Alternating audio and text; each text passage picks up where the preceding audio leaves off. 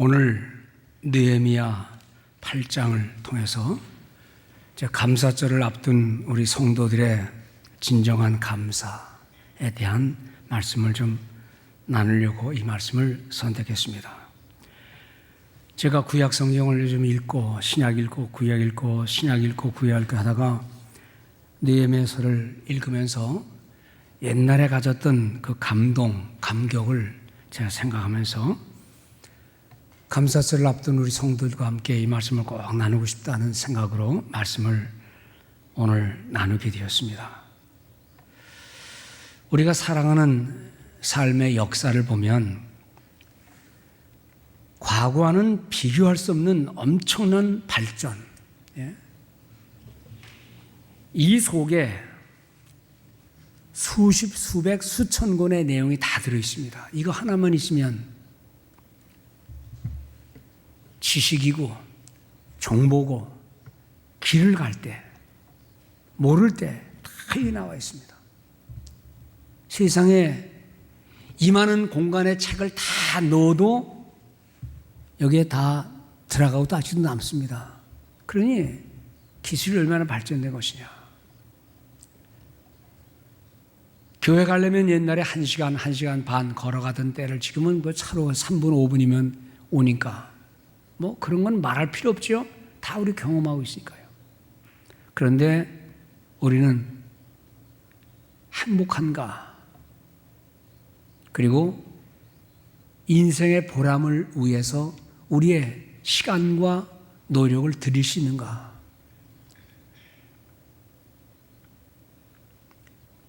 전에는 제가 1년 전에 해야 될 계획이 있으면 머릿속에 1월 달에 8월 둘째 주일, 9월 셋째 주일, 10월 달 그거 다 머릿속에 넣어서 갔어요. 그렇게.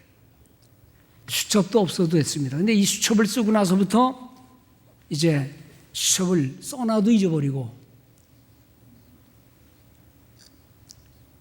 얼마나 좋은 수단이고 이거는 말할 수 없는 기구인데 과연 우리는 삶의 여유로움과 행복과 기쁨을 갖고 있는가? 제가 얼마 전에 한국에 있을 때 서울서 강의 끝난 다음 대구의 어떤 장로님이 병원에 입원하셨다고 해서 꼭 안부를 묻고 찾아뵈야 될 분이기 때문에 차를 타는 건 너무 길어서 버스를 타고 내려서 택시를 타고 병원에 갔는데 택시 타고 가는 잠깐 사이에 제가 전화를 걸어서 확인하고 그 다음 오늘 스케줄이 뭔가 보고 그리고 모르고 택시에 이 수첩과 전화기를 놓고 내린 거예요. 병원에 들어가서 나올 때에야 없어진 걸 알았어요. 여러분 다 그렇듯이 이 속에 별게 다 있지 않습니까? 저는 일기도 이 속에 씁니다. 명상도 여기 있습니다. 모든 설교문도 대충 여기다 적습니다. 그리고 집에 가면 여기다 이제 마지막 정서해 놓는데 이걸 다 잃어버렸으니 뭐. 그날 오후에 제가 서울 갈 생각 못하고 경찰서 그 다음에 택시 운전회사에 또 택시를 타고 다니면서 좀 찾아다오 하고 경찰 방송 좀 해달라고 그랬습니다. 그리고 그날 서울 오지 못하고 어서 여관에 잠을 자면서 혹시 연락 올 때를 기다렸는데 여관 번호 주면서 안 오더라고요. 그래서 큰 낙심할 때 있습니다. 현대 문명이 어디에 기대어 사는 건 좋지만 이것이 없어졌을 때를 우리가 경제에 의존하고 살지만 경제가 하락되었을 때 내가 몸뚱아리를 의지하고 살지만 의사의 말을 듣고 내 몸이 무너지는 경험을 할 때에 우리의 진정한 마음의 평안은 어디서 오나?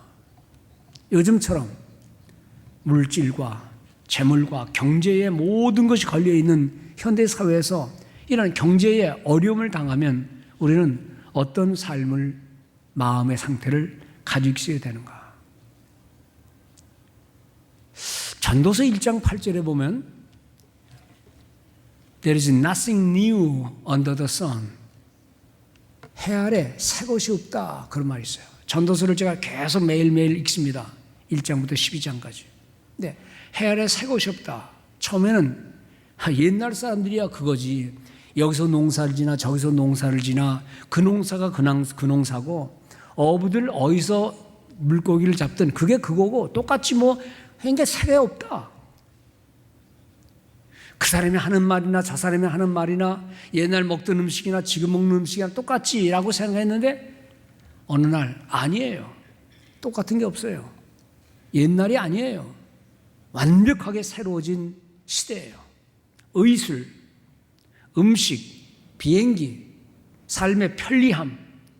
옛날에는 꿈도 꾸지 못한 일들이 지금 많아요. 그런데 왜 색이 없다 그러나 하고 명상을 하면서 가만히 생각해 봤어요. 그러면서 결론은 뭐냐면 하나님 말씀이 맞다. 뭐 잘 먹는 것 같고 비행기 타고 신나게 다니는 것 같지만 인생의 피곤함은 변함이 없고 삶의 좌절은 일시의 성공이 의미가 없고 잘 먹어도 다음날 더 배고프고 높은 지위에 올라도 언젠가 내려올 때니 그때 또 허망하고 그래서 전도서의 말씀대로 다 그게 그거다. 헛되고 헛되다 라는 생각을 하게 됐어요. 그래 잘 먹고 현대인의 삶 속에 수명이 과연 연장되었습니까? 성경에 기록된 그 믿음의 초장기의 사람들이 살던 그 연세를 지금 살고 있느냐 이 말입니다. 우리가 아무리 맛난 걸 먹어도 많은 걸 가져도 과연 행복을 느낄 수 있겠는가? 제가 아주 오래전에 저 보스턴 지역에 어느 큰 교회 집회를 갔는데 집회 도중에 매일매일 음식을 이제 제공하는데 첫날인가 둘째 날에 거기에 갑부 장로님이 계신데 그 장로님 댁에서 밥을 먹는다 그러더라고요. 제가 집회 가면 아침은 그냥 호텔에서 주는 거 먹고 점심은 얻어서 먹고 저녁 집회 앞두고는 제가 가지고 간 누룽지 이런 거를 제가 편하게 먹고 집회 가기 때문에 저녁을 웬만하면 안 먹습니다. 왜냐하면 저녁을 맛있게 해주면 그 속에는 미온이 있어가지고 입이 막 타는 경험을 하도 많이 해서 웬만하면 저녁을 제가 그냥 호텔에서 해결하고 지금도 어디 강의 가면 제가 우리 성도님 권사님들이 주신 누룽지를 가지고 가서 아침, 점심, 저녁을 그걸 해결합니다. 웬만하면. 남 사줘야 될 일이 있으면 가지만 얻어먹을 일은 거의 안 갑니다. 근데 그날 장로님 때 갔는데 집이 정말 으리으리하더라고요. 성공하신 분이에요. 근데 너무 큰 집이니까 저 혼자 가기 뭐하니까 이제 거기 교육자들로 따라왔어요. 젊은 교육자들이. 그리고 여러분들이 같이 따라와서 10대 명이 간 것 같아요. 갔더니 이제 밥을 차려 놓으시더라고요. 근데 처음에 뭘 주는 거 아니 조그만 접시에다가 끈적끈적한 콩을 주더라고요. 그 뭔지도 몰랐어요. 이걸 왜 주나 그랬어요. 시골서 매일 소 삶아서 줄 때 삶으면 끈적끈적하게 나오거든요. 이런 걸 다 먹나? 그랬더니 그분이 설명해 주시더라. 이게 유명한 낫또라는 건데 몸에 좋습니다. 저는 속으로 송아지 주던 건데 콩 삶아서 소 주는 건데 사람이 먹네? 그 다음에 또 야채가 요만큼 묻혀서 나오더라고요. 아이고 시골에서 매일 풀떼기 먹는 건데 여기서 그거 주네? 먹었어요. 그리고 요만한 컵에 된장찌개가 나오더라고요. 이게 몸에 최고 좋은 겁니다. 그러더라고요. 그래서 그냥 다 에피타이저니까 주는 대로 먹자. 먹었어요. 그러더니 콩 섞인 깡보리밥을 조금 줘요. 그래서 야 이건 진짜 시골에서 먹기 싫어서 옆에 제쳐놓은 건데 여기서 주네? 그것도 먹었어요. 에피타이저니까 뭐 다 주는 대로 조금씩 먹었어요.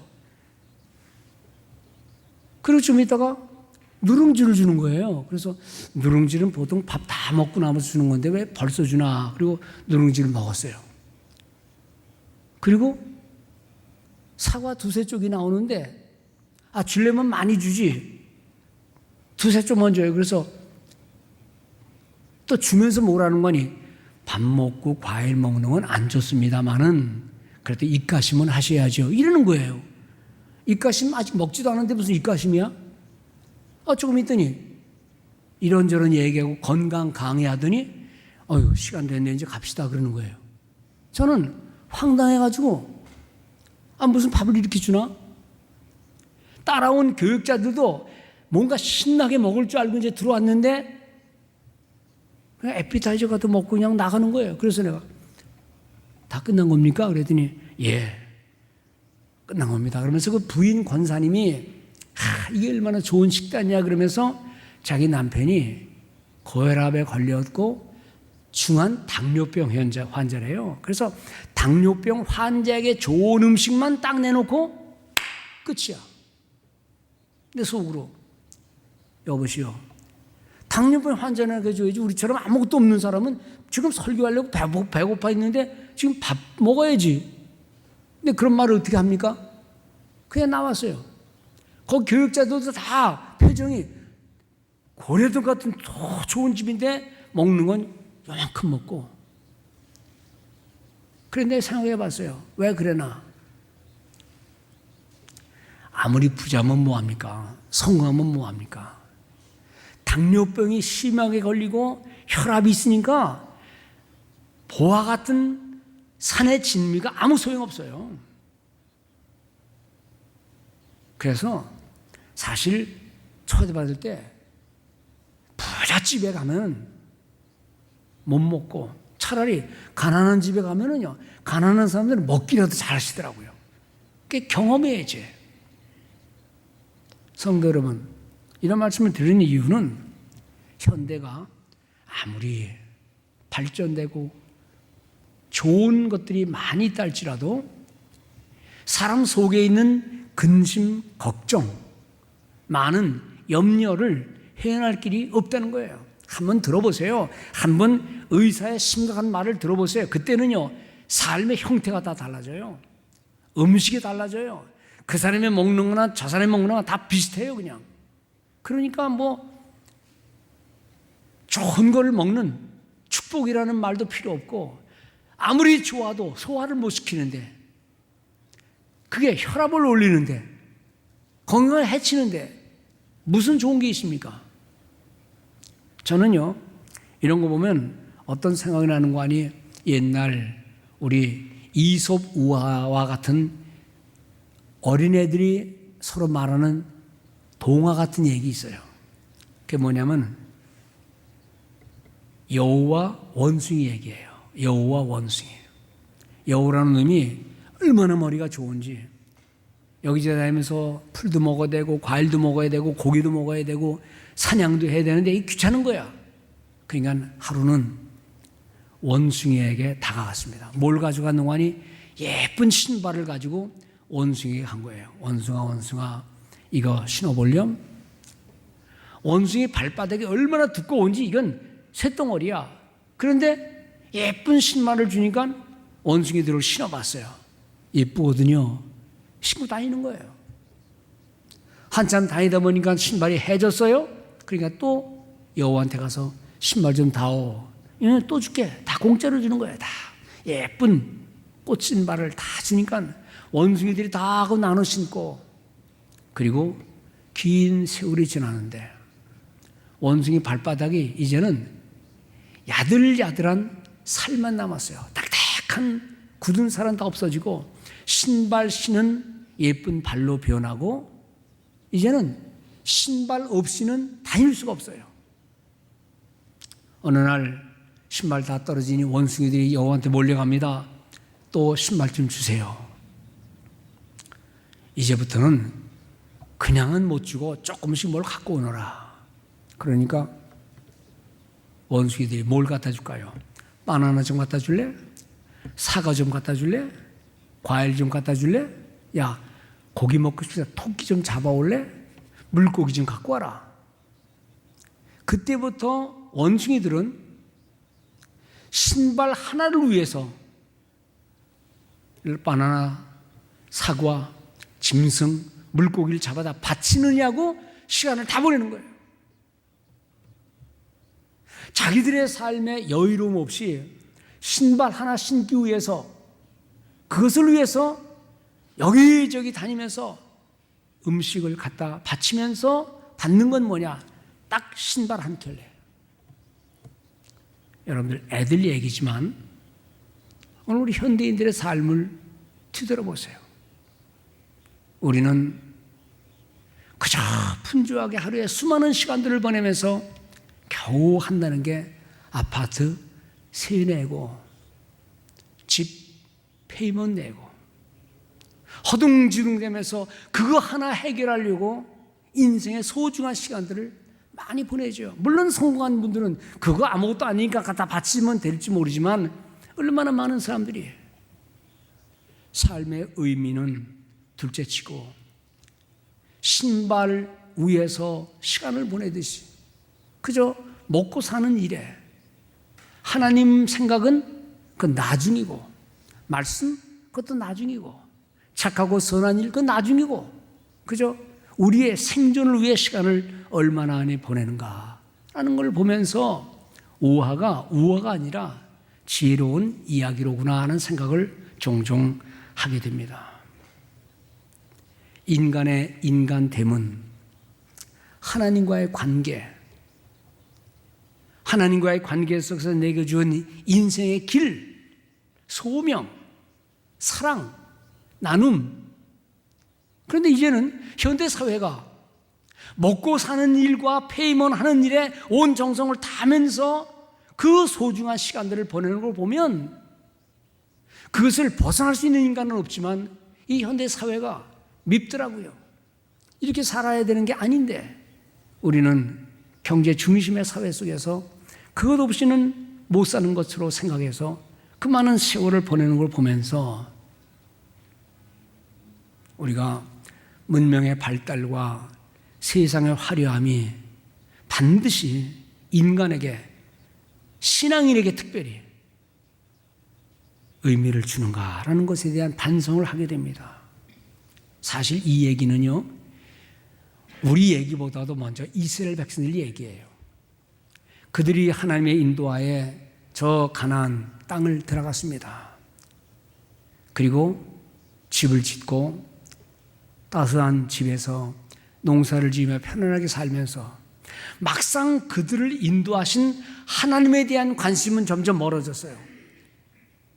나중에 성전을 지었지만 성전 안에서 예배도 멋있게 드리긴 드리지만 마음은 그곳에 있지 않고 몸뚱아리는 성전에 있지만 마음은 밖에 있었어요. 그래서 하나님은 선지자들을 보내서 하나님의 사랑에 대한 말씀에 대한 얘기를 아무리 해도 이스라엘 백성들은 먹고 살면서 하나님과는 거리가 먼 행동을 한 번, 두 번 하면서 하나님의 진노를 받게 되었어요. 결국 그들은 바벨론, 아수르에 의해서 여지없이 회파되고 원인도 잘 모르는 채 그냥 끌려가서 긴 세월 동안 노예 같은 삶을 살았습니다. 눈물을 흘렸지만 왜 우리가 이런 처지를 당해야 되는지를 제대로 알지를 못했어요. 그러다가 그곳에서 하나님 말씀을 가르치는 사람들의 말에 의해서 자기들의 허물이 많다는 걸 알았어요. 우리 조상들이 잘못한 게 너무 많다는 걸 알고 그것을 허물 용서를 받지 못한 우리의 모든 죄가 많다는 걸 하염없이 바벨론 강가에서 노래하면서 울면서 깨달았을 때 하나님이 그들을 돌아오게 했어요. 스룹바벨을 중심으로 느헤미야, 에스라의 말씀에 의해서 그들은 하나님 앞으로 돌아와서 꿈에 그리던 고향에 와서 그리고 파손된 성전을 보면서 울면서 그들은 성전을 건축했어요. 성전 건축을 해서 이제는 편안하게 다 흩어져 살 수 있는데 어느 날 그들이 마음속에 깨닫는 게 있었어요. 옛날에도 멋있는 성전이 있었다. 그런데 성전이 있었음에도 불구하고 우리나라는 망했다. 왜 그럴까? 그래서 그들은 각자의 집에 있다가 어느 날 다 모여서 하나님 말씀에게로 돌아오는 장면이 오늘 이 장면입니다. 성전은 회복되었지만 정말 회복되어야 할 것은 인생의 마음이요, 그들의 마음의 자세와 신앙이 하나님을 향해 있어야 되기 때문에 그걸 어떻게 할 수 있느냐? 그것은 말씀을 듣는 것밖에 없어요. 그래서 그들은 일제히 모였다. They assembled. The people assembled. So many people assembled as one man.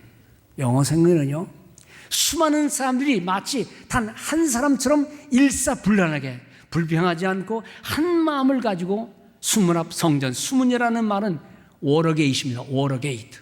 수문 앞 광장에 모여 뭘 하느냐?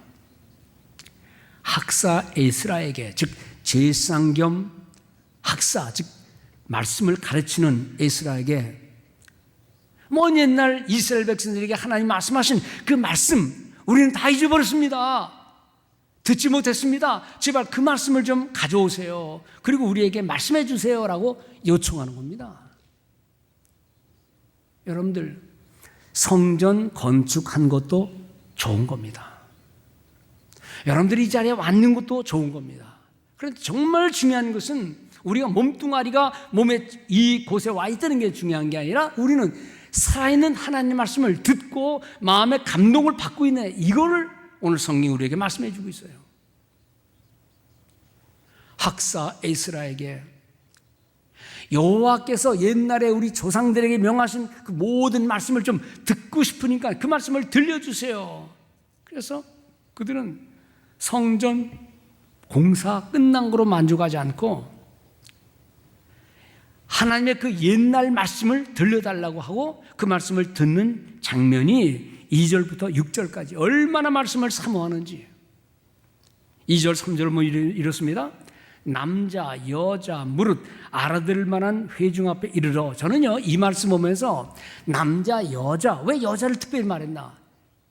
불과 100년 전만 해도 우리 어머니도 초등학교 다니다가 우리 할아버지가 한학을 공부하신 분인데도 여자가 신문학 배워야 뭐하냐, 그래서 못 다니겠어요. 특히 구약시대 신약시대 이르기까지 여자가 뭘 들었다 배웠다, 여자는 숫자도 계산 안 했어요. 그런데 여기 보면은 남자 여자 무릇 알아들을 만한 회중 앞에 이르러. 세상에 수문학 광장에서 새벽부터 오전까지 남자 여자 똑같은 말 또 나옵니다. 남자 여자 알아들을 만한 모든 자의 앞에서 읽음에 뭇 백성이 그 율법에 귀를 기울였는데 그 수많은 사람들이 딱 한 사람처럼 조용하게 하나님 말씀에 귀를 기울였다는 말입니다. 저는 이 본문을 읽으면서 얼마나 시대가 많이 변했나. 진정한 신앙의 시작은 그들이 만든 성전에 있었던 게 아닌 거예요. 그들은 솔로몬 성전을 지으면서 시커 제사는 다 지내면서 마음은 딴 곳에 있었기 때문에 엄청난 시련을 겪은 것인데, 이 백성들은 지금 성전 재건한 것에 만족하지 않고 성전에 모여서 하나님 말씀을 좀 들려주세요 하고 모인 자리에서 아침 이른 새벽부터 정오까지 말씀에 귀를 기울였다. 말씀을 사모하는 신앙의 모습을 보는 겁니다. 우리 현대의 신앙인들의 모습과 비교를 해보면 우리의 신앙이 외적인 조건에 있다면 오늘 본문에 나오는 사람들은 내면의 말씀 속에서, 내면 속에서 하나님의 말씀을 채우기 싶은 그 욕망과 열정이 있었던 걸 압니다. 보세요. 알아들을 만한 어린 나이부터 시작해서 나이든 노인까지 모든 남자와 여자들이 다 모여서 말씀 낭독하는 걸 다 들었다. 새벽부터 정오까지. 누가요? 얼마 동안이요? 어디서요? 무엇을 들었어요? 오늘 현대인들이 교회당에 오긴 옵니다. 그런데 관심은 말씀이 아니라면 우리의 소중한 시간을 하나님 말씀을 듣는 데에 관심 두리지 않고 마음을 저 멀리 갖다 놓는다면 우리의 이 자리에 와 있음도 무슨 의미가 있을 것인가? 새벽부터 정오까지라면 대개 학자들은 그저 한 6시간 내지 7시간 정도일 것이다 라고 얘기를 합니다. 그들이 그때에 그 자리에 앉아서 일어서서 하나님 말씀을 듣는 이 모습들을 보면서 옛날 80년대에 우리 친구들이 중국에 선교를 갔는데 그냥 그 선교사들은 중국 사람들이 모이는 걸 보고 은혜를 받는 거예요. 어떻게 모이는 줄 압니까? 16시간, 17시간 기차를 타고 집회에 오는 거예요. 그 사람들이 지금 지도자들입니다. 여러분들 17시간, 20시간씩 차를 타는 게 가능하냐? 예, 거기는 워낙 멀고 그때는 기차도 워낙 느리니까, 버스도 느리니까 하루 이상 기차를 타고 와서 말씀을 듣는데 얼마나 꽉꽉 미어지는지, 지금의 중국의 모습이 그 모였던 지도자들에 의해서 지금 이루어지고 있는 거겠죠. 지금은 1시간만 예배가 넘기면, 설교가 20-30분만 넘으면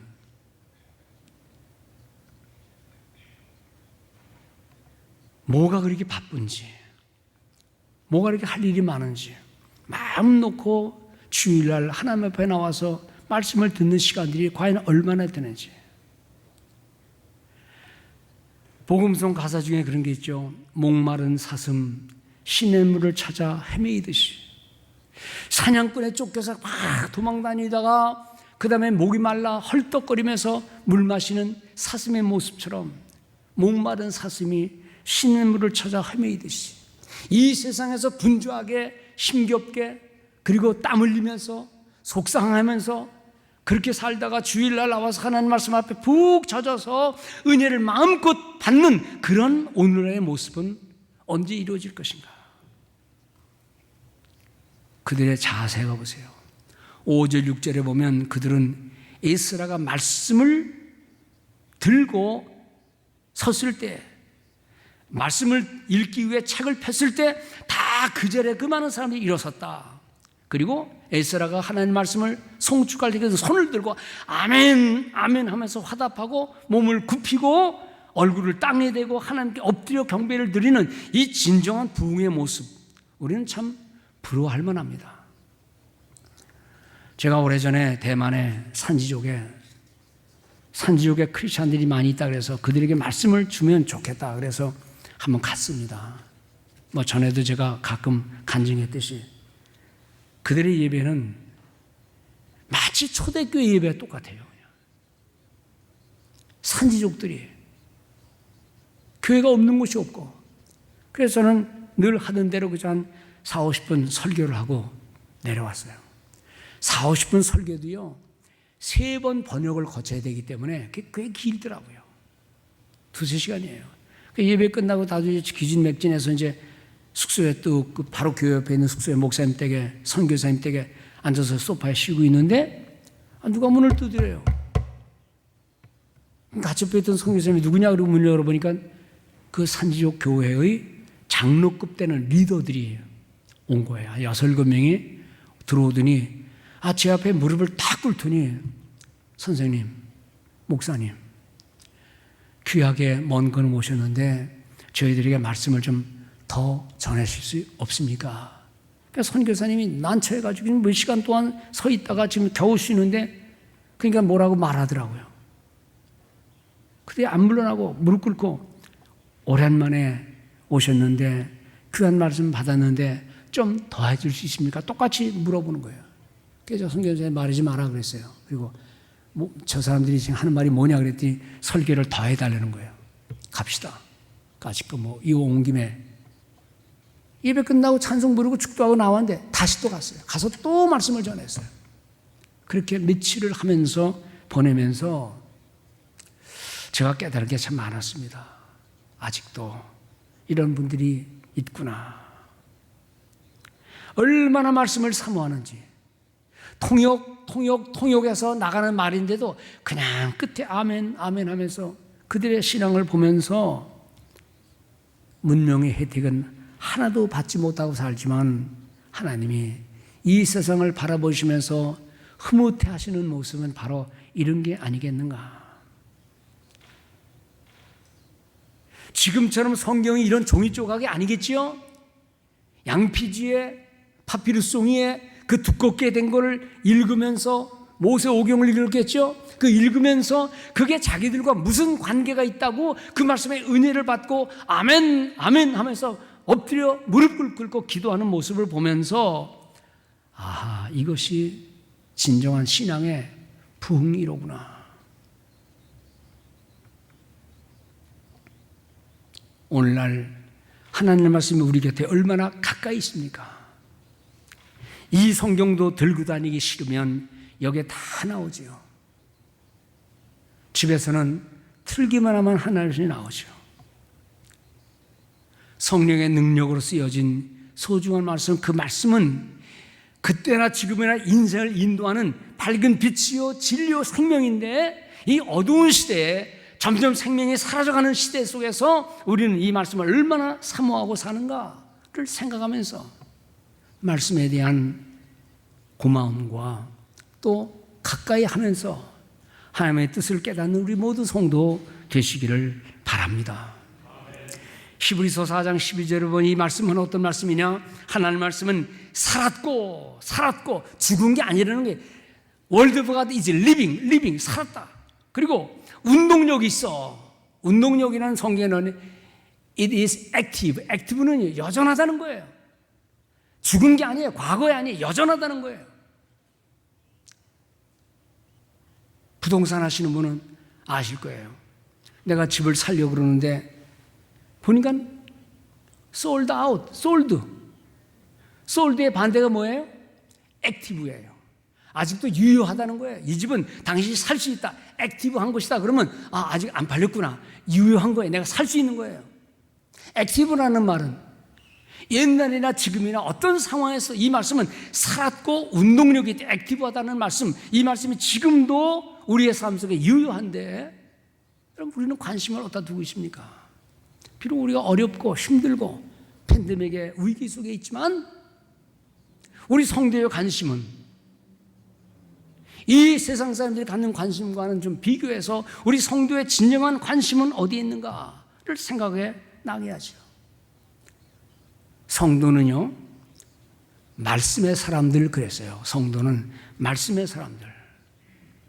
The people of the word of God. The man, the woman of the word of God. 하나님 말씀의 사람. 이 말씀이 얼마나 소중하고 얼마나 달고 맛있는지 성경은 그것을 기록하기를, 시편 110편에 말하기를, 주의 말씀에 마치 어찌 내게 그리 단지요 내 입에 꿀보다 더하니이다. 뭐 꿀보다 더 단 게 어디 있습니까? 119편 131절에 내가 주의 계명을 사모함으로 입을 열고 헐떡했나이다.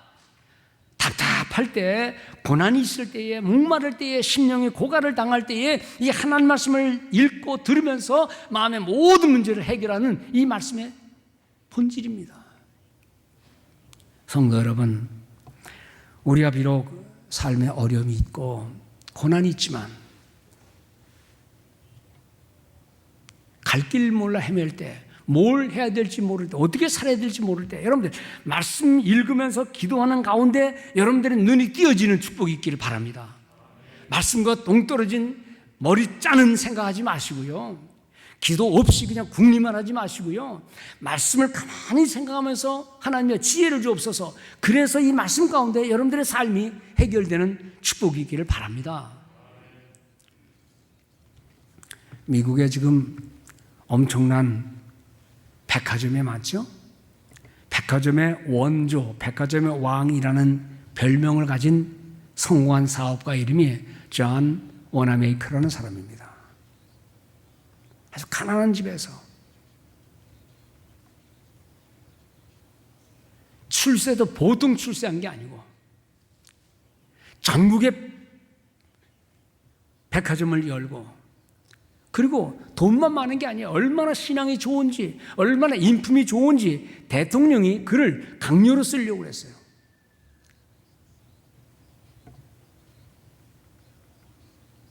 불렀습니다. 와나머케 씨, 나와 같이 배악하면서 일합시다. 강력하게 해주시오.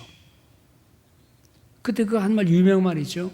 카카, 내가 도와드릴 수 있습니다만은 한 가지 약속해 주시오. 그러면 하겠습니다. 무슨 약속이냐? 나는 지금 필라델피아에 있는 조그마한 교회의 교사입니다. 나는 내가 성경을 깨닫고 성경 위에 서왔고 지금까지, 그리고 내가 죽기 직전까지도 나는 성경을 가르쳐야 되는데 주일날 나를 부르지 않는다는 조건으로 내가 교회 가서 주일학교 학생들을 잘 가르치는 일을 성공적으로 할 수 있도록만 해주신다면 하겠습니다. 그렇게 합시다. 그 70부 장관을 맡았어요. 그리고 노년에 이르기까지 그 교회의 주일학교 매주일 한 주일도 빠짐없이, 성공은 마음껏 했는데 한 주일도 빠짐없이 어린아이들을, 나이 들어서는 어른들을 가르치는 교사로서의 삶을 살았어요. 1921년 그의 나이 84세였습니다. 사업가로서 60주년을 맞이하는 기념 행사에 도대체 이 사람은 어떻게 해서 성공했느냐라고 하기 위해 모임이 있었는데 기자가 질문합니다. 그때도 철강 산업이 부흥했고 석유 사업도 부흥했고, 그래서 어디다 투자를 했느냐 그걸 알기 위해서 물어봤습니다. 당신이 지금까지 투자한 것 중에 가장 성공적인 투자는 무엇이었습니까? 무엇 때문에 이렇게 성공했습니까? 뭐 대단한 투자를 한 줄 알고 어디에 돈을 투자했느냐? 그럴 때 그가 이렇게 말했습니다. 내가 10살 때 나는 최고의 투자를 했습니다. 아니 10살 때 가난한 집인데 뭘 투자를 알아요? 그게 뭡니까? 나는 그때 하나님 말씀을 듣고 그 말씀을 읽고 싶어서, 그때 성경책 가죽 성경 좋은 게 $2 75센트였어요. 나는 그것을 사기 위해 내 돈을 다 모았습니다. 그때 내 수중에는 37센트밖에 없었습니다. 그래 너무 성경 말씀이 읽고 싶어서 가진 돈 37센트를 책방에 갖다 주고 이불 75전 성경을 샀습니다. 그리고 나머지 빚을 갚기 위해 1년 반 동안 아버지가 일하는 벽돌 공장에 가서 아르바이트를 해가지고 1년 반 동안 돈을 모아서 그 돈을 갚았습니다 라고 하는 말을 한 거예요. 옛날 신앙의 우인들의 얘기는 우리의 차원과는 다릅니다. 물론 그런 분들이 많이 있지만 이런 얘기들은 다 고물상에 나가는 얘기지.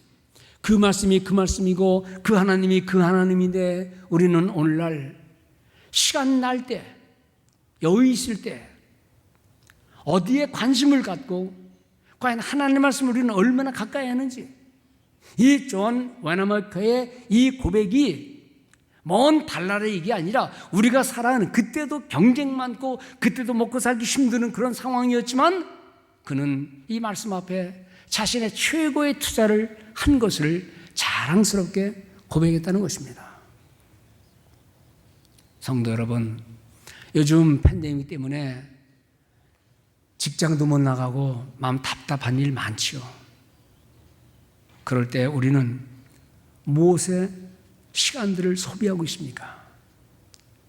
물론 직장을 찾아야 되고 일도 해야 되지만 이런 삶에 조금이라도 어차피 주어진 시간 속에서 우리는 하나님 말씀을 얼마나 읽으려고 하고 깨달으려고 하고, 뭘 잘 모르면 또 아는 사람에게 찾아가서 하나님 말씀을 깊이 있게 아는 그런 절호의 찬스를 우리는 얼마나 사용하고 있느냐 하는 것입니다. 또 한 가지, 많은 백성들 가운데 말씀을 듣긴 듣는데 사실 그 많은 백성들 가운데 어린아이들, 여자들, 또 덜 배운 사람들은 그게 무슨 말씀인지를 알아듣지를 못하는데, 바로 본문 7절 8절에 보면 이름도 말하기 힘든 예수아와 바니와 세레비아와 야민과 악굽과 사부대와 이 이름들이 쫙 나오는데, 이 이름들은 누군지 압니까? 그 많이 모인 백성들 틈틈이 들어가서 지금 에스라가 들려진 하나님의 말씀을, 그거를 자세히 설명해 주는 사람들이에요. 지금 말하면 교회의 성경 교사들, 누군가가 똑같이 설교를 들었는데 우리 장로님들은 설교를 듣든 안 듣든 다 알아듣잖아요. 우리 권사님들 웬만한 설교하면 다 알아듣잖아요. 그런데 초신자들은 성경을 모르는 사람은 잘 몰라요. 그럴 때 그 사람들을 붙잡고 오늘 목사님이 설교하시는 이런 내용이야, 이게 핵심이야 라고 설명해 주면서 뜻을 설명해 주는 성경 교사들, 먼저 믿는 믿음의 사람들, 안 믿는 사람들과 대화하면서 성경을 은근슬쩍 언급하면서 이런 좋은 말 들으려면 교회 나와, 그래가지고 성경 말씀을 전달해 주는 사람, 해석해 주는 사람, 그 사람들이 회중 속에 있었다 이 말입니다. 오늘 우리 효신교회 여러분들이 살아가는 삶의 가정에서도 우리 자녀들이 엄마 아빠처럼 성경을 잘 모를 거예요. 형식이 그칠 줄 모르는데, 야 잠깐 이 말은 이런 뜻이야, 내가 이 말 들은 적 있어, 근데 이런 뜻이라더라 라고 설명해 주는 사람. 오늘 산부 예배에 나오신 우리 성도님들, 남보다 하나님 말씀을 한 걸음 더 앞서, 남보다 더 깊숙이 알면서 그 말씀을 해설해 주는 능력의 성도들 되시기를 주의 이름으로 축원드립니다. 코비드 19 때문에 요즘 가정에서 예배를 드리잖아요. 가정에서 부부가 있든 자녀들과 함께 있든 혼자 있든 읽잖아요. 근데 그럴 때 다 똑같은 수준으로 읽는 게 아닐 거예요. 잠깐 내가 그 말을 설명해 줄게. 내가 들은 설교 말씀 중에 이 말은 이런 뜻이란다 라고 설명하면서 많이 모인 백성 중에 열정은 있지만 지식이 없는 사람들, 뜻을 깊이 알지 못하는 사람들에게 이 많은 리더들과 유대인들이, 레위 지파들이 그들에게 가서 하나님 말씀을 들려줬다 이겁니다. 인생의 삶의 본보기로 우리 성도들을 세운 거 아닙니까? 자녀들에게 하나님 말씀을 잘 알려주라고 부모를 세운 거 아닙니까? 돈 갖다 벌어서 자식을 먹여 살리려고 부모만 준 게 아니라 가장들은, 집안의 어른들은, 우리 성도들은 우리 자녀들을 믿음으로 양육하도록 주어진 이 귀한 소명을 이 어려운 시대에, 이 어려운 시대가 주는 의미가 무엇인지를 성경을 듣고 깨달으면서 나눠주는 축복된 성도 되시기를 바랍니다. 세 번째, 마지막입니다. 말씀에 대한 백성들의 반응이 너무나 아름답습니다. 9절 보면 이런 말이 나옵니다. 백성이 율법의 말씀을 듣고 다 우는지라. 말씀을 듣고 돈이 들어옵니까? 뭐가 생깁니까? 그런데 말씀을 듣고 우는 거예요. 왜 울었을까요? 뭐가 죄인 줄을 몰랐었거든요. 하나님을 어떻게 섬겨야 되는지를 몰랐었거든요. 주님의 날이 무슨 뜻인지 몰랐거든요. 그냥 형식적으로 예배만 드렸던 그들이 말씀을 깊이 깨달은 다음에 가슴을 치고 이게 아니었구나, 이게 아니었구나는 생각하면서 하나님 앞에 마음으로 돌아오는 진정한 마음의 자세를 보여주는 거예요. 요즘 눈물이 사라진 시대 아닙니까? 목사고 장로고 권사고 집사고 우리의 세월이 깊어지면 깊어질수록 말씀 앞에 머리를 숙이고 탄식하며 우리가 회개하고 돌이켜야 되는데 눈물은커녕 말씀을 들어도 혹시 다 옆으로 새는 것 아닙니까? 오늘 이 백성들은 말하기를 백성이 율법의 말씀을 듣고 다 우는지라. 이 얼마나 아름다운 모습입니까? 저는 저희 아버님 같이 신앙생활 했지만 저희 아버님, 우리 아버지는요, 뭐 저희 개인 가정 얘기를 해서 미안하지만 저희 아버님은 어떤 사람의 말에도 끄떡하지 않는 용기의 사나이입니다. 돈도 계셨고요, 배움도 있었고요, 고집은 말할 수 없는 모습이었습니다. 예수 믿고요, 제가 아버지 얼굴 보는 것은 예배 드리기만 하면 우시는 거예요. 하루는 내가 그랬어요. 아버지 왜 자꾸 우세요? 아버지 우는 모습은 상상이 안 되던 모습. 우리 아버지는 그런 분이 아니었거든요. 그러시더라고요. 내가 설교를 들을 때마다 내가 지난날 지은 죄가 얼마나 많은지를 알게 되고, 내가 더 열심히 일찍 예수를 믿어서 너희들에게 하나님의 말씀을 가르치더라면 얼마나 좋았을까 하는 후회가 너무 많다 그러시더라고요. 그리고 내가 그 많은 돈을 벌 때에, 그 많은 명성을 가지고 있을 때에 하나님을 향하지 못하고 인생 후반부에, 그때 뭐 후반부래 봐야 40 후반입니다. 50 초반인데 이제서야 내가 하나님 말씀을 깊이 깨닫게 되니 후회가 나서 눈물이 나고, 또 구원을 받게 됐으니 그것도 감사하고, 그 얘기를 차근차근 해주시더라고요. 옛날 우리가 울 때는요, 배고파서 울었잖아요. 남이 하는 말 한마디에 속상해서 울었잖아요. 남이 나를 배반한다고 그게 속상해서 울었잖아요. 기분 나빠서 성질 내면서 울었잖아요. 근데 이 성도들의 울음은 그게 아니에요. 말씀을 듣고 우는 모습들. 제가 지금도 기억나는 거는, 예배 끝났어요. 이제 3부 예배. 그래서 뭐 그때는 지수원제일교회 큰 교회였습니다. 근데 이제 집에 가서 이제 밥 먹고 또 이제 와야 이제 성경 공부하고 또 성가대 연습하고, 그다음에 전도라 나가고, 주일날 하루 종일 그거 했으니까. 근데 집에서 밥 먹으려 했더니 아버지가 안 오신 거예요. 야, 아빠는 왜 안 오시니? 벌써 나가셨을 텐데요. 그랬어요. 야, 가봐라. 그래서 제가 교회당 왔어요. 제 아버님은 맨 앞에 들어갔습니다. 목사님을 뚫어지게 쳐다보면서 은혜 받는 유일한 분이었어요. 근데 다 끝나고 아무도 없는데 혼자 계신 거, 혼자. 말씀을 들으면 그 말씀에 자신의 모든 걸 내놓고 기도하고, 은혜 받은 것에 대한 고마움, 감사. 그래서 일어나지를 못하고 계속 울면서 기도하시는 거예요. 요즘 설교가 끝나자마자 뛰쳐나가는 사람들과는 달리, 여러분들, 우리가 설교 끝나면 찬송 부르지요. 그 찬송은요, 기도의 시간입니다.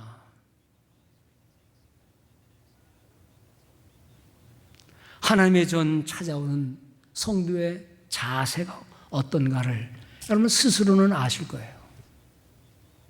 하나님의 은혜가 그의 인생 속에 머물 수 있을까?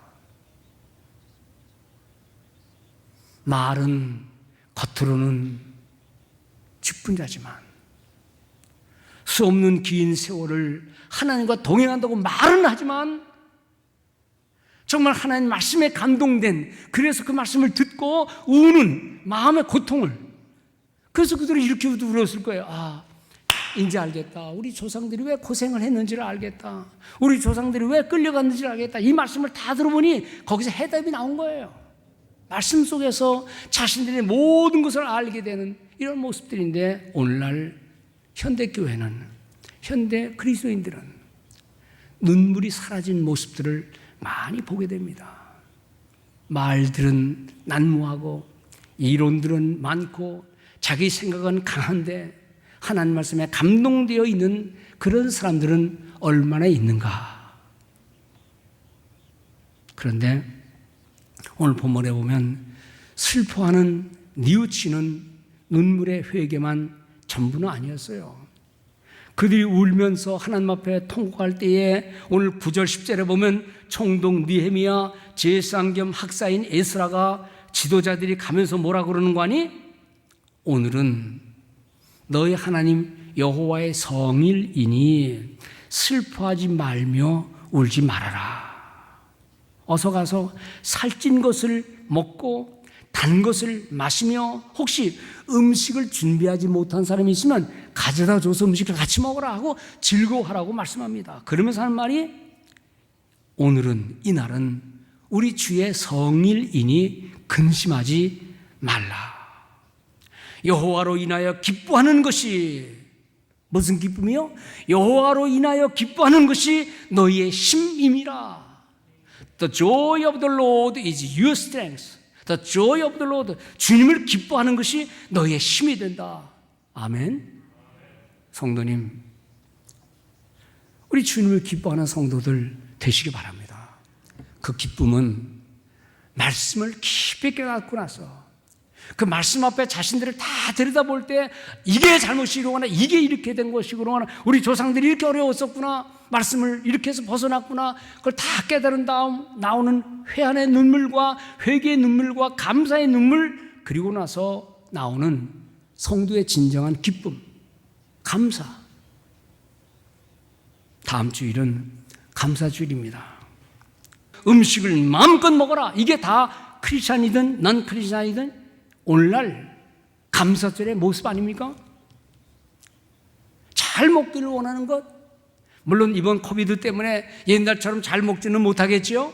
그러나 그 모든 것을 먹는데 그 먹음의 이유가 뭐냐? 여기 12절 보세요. 모든 백성이 곧 가서 먹고 마시며 나누어 주고 크게 즐거워하였으니 이는, 그 이유는 그 읽어드린 말씀을 밝히 알미었다. 그 읽어드린 말씀을 밝히 알 때 말씀을 다 깨달았으려는 죄를 깨닫고 회개하고 받은 은혜에 감사하고 진정한 감사의 즐거움이 바로 이런 거로구나 하는 믿음 속에서 그들은 즐거워하며 음식을 나눠 먹고 단 것을 마시고 살찐 고기를 먹고 또 이웃에게 나눠주면서 축제를 벌였다 이겁니다. 뭐 때문에요? 읽어준 말씀을 잘 깨달았기 때문에. 성도 여러분, 이번 감사의 주일에, 감사의 절기에 우리의 진정한 감사는 무엇인가? 먹고 마시며 즐기는 것, 그것도 은혜입니다.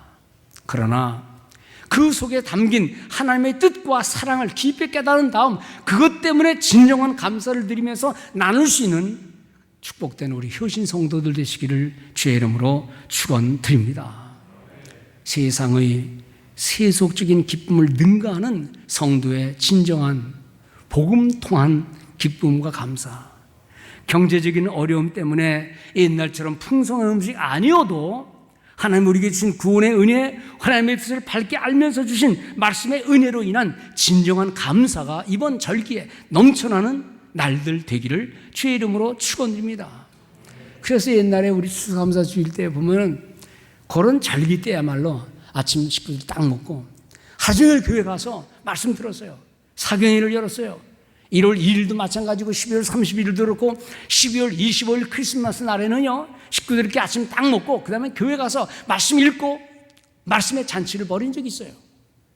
뭐 그렇게는 못해도 지금이야 뭐 많이 모이고 싶어도 이 인원을 더 어떻게 넘깁니까? 이렇게 안전한 거리인데도 불구하고 뭔 걱정이 이렇게 많은지, 교회 나오는 것을 꺼려하는지. 예, 물론 이 코비드가 만만한 게 아니니까 우리가 함부로 해서는 안 되지만 여러분들 하나님 앞에 나오는 일을 감사한 마음으로, 절제된 마음으로 안전거리를 지키면서 이 교회가 가득 찰 수 있도록 하나님 앞에 감사의 절기로 여러분들의 가정에서 먹고 마시는 일, 이웃과 나누는 일 다 좋은데 그 바탕은 무엇인가 하니 하나님의 은혜를 깨닫고 하나님 중심의 삶을 살면서 하나님 앞에 영광을 드리는 그런 감사의 날들, 절기 되기를 우리 주님의 이름으로 축원드립니다.